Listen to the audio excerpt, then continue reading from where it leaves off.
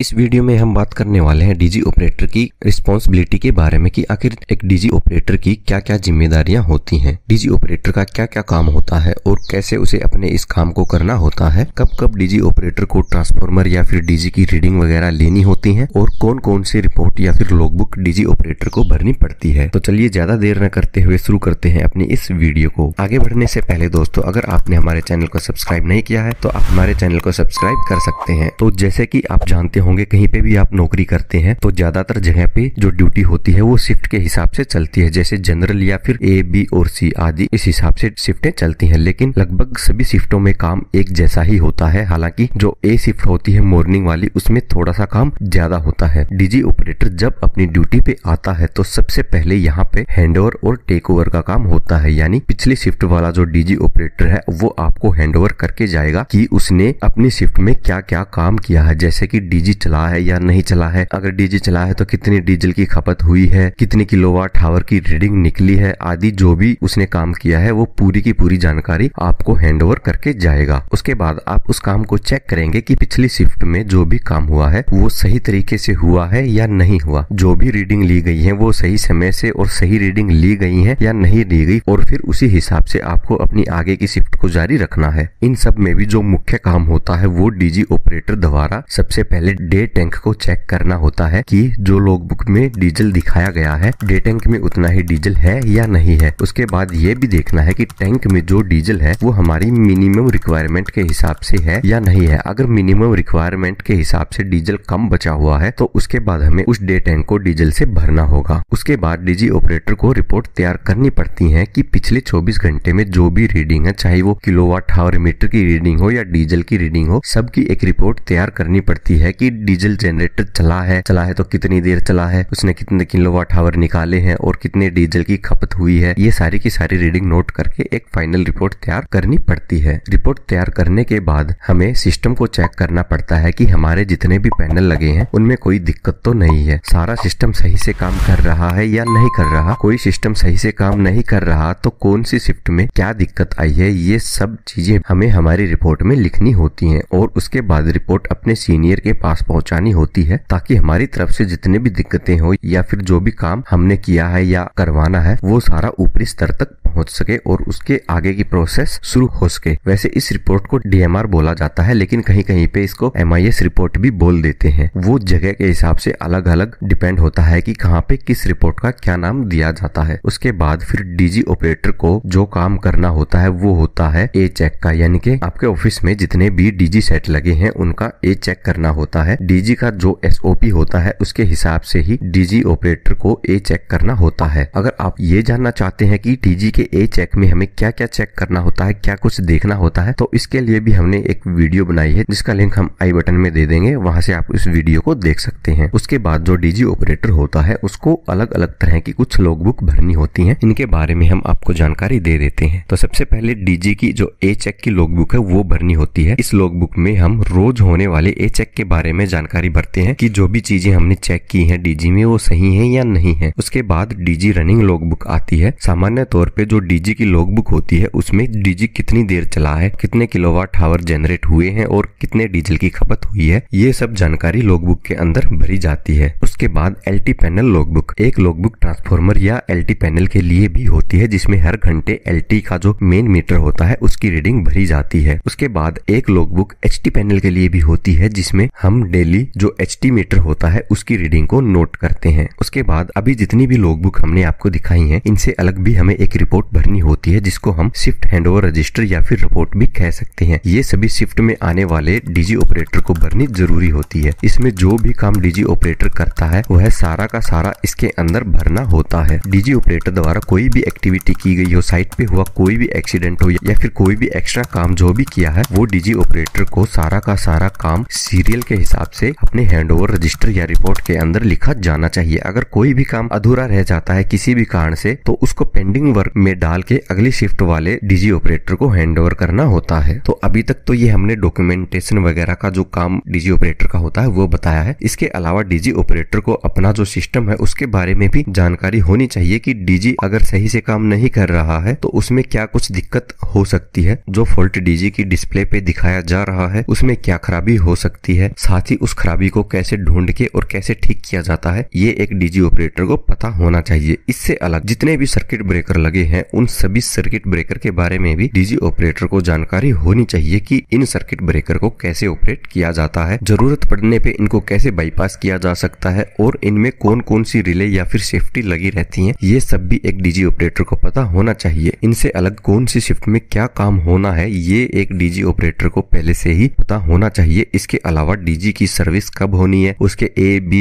सी और D check जो होनी है वो कब होने हैं, जो सर्किट ब्रेकर है उनकी सर्विस कब होनी है, ये सब जानकारियां भी मैनेजमेंट को एक डीजी ऑपरेटर द्वारा ही दी जाती हैं। तो अगर आप ये जानना चाहते हैं कि इलेक्ट्रिकल पावर सिस्टम में सीटी और पीटी का इस्तेमाल क्यों किया जाता है तो इसके लिए आप हमारी ये राइट वाली वीडियो देख सकते हैं। और अगर आप ये जानना चाहते हैं कि ट्रांसफार्मर का जो एसओपी है वो क्या है तो इसको जानने के लिए आप हमारी लेफ्ट वाली वीडियो देख सकते हैं।